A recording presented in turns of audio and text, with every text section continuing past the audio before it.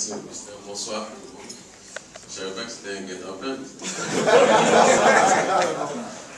Augustin est un jeune frère que j'apprécie beaucoup, très dynamique, et quand il m'a proposé effectivement de venir vous parler, je n'ai pas hésité parce que d'abord je le fais régulièrement.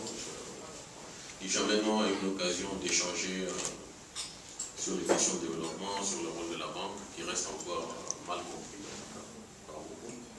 Donc pour nous, c'est des opportunités en fait, de pouvoir échanger, d'apprendre, de vous écouter aussi, parce que ça nous permet de mieux concevoir nos politiques et ça nous permet aussi de mieux conseiller les États que nous accompagnons.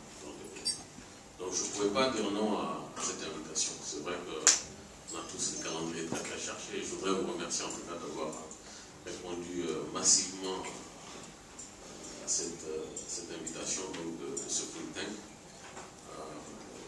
Je disais à Augustin et aux gens autour de la table qu'il y a beaucoup de pays où on ne peut pas réunir autant de qualité dans la même salle.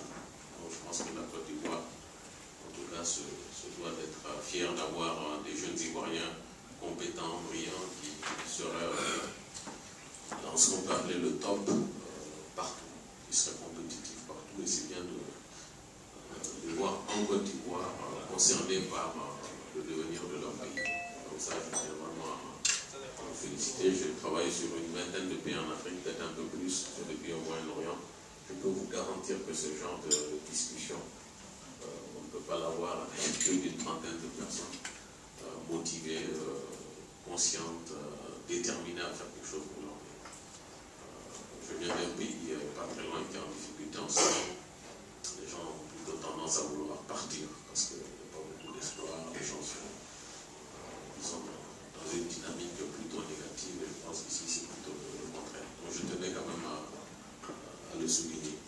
Je voudrais, pour commencer, d'abord vous remercier vraiment pour cette invitation et ce travail de réflexion. Parce que ce qu'on va faire ensemble, c'est véritablement de la réflexion sur la base de quelques informations que moi je peux apporter ici et là ce soir.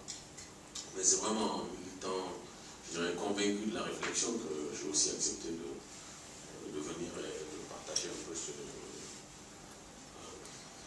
ma pensée du jour, ma pensée du moment.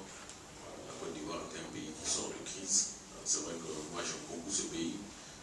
J'étais en Côte d'Ivoire de 92 à 96. Je dis aux amis quand j'étais jeune et beau. Donc c'est quand même un pays qui m'a beaucoup marqué. Mes deux premiers garçons sont presque nés ici. Ça a été mon premier poste de terrain. Je connais la Côte d'Ivoire, je dirais, de fond en comble. J'ai des amis dans tous les camps. J'ai joué au Maracana, au campus, avec des gens qui étaient du FPI, d'autres du PDCI, du RDR. J'ai fait la scission du PDCI en RDR, etc. Donc j'ai quand même, je dirais, vécu l'histoire récente de ce pays.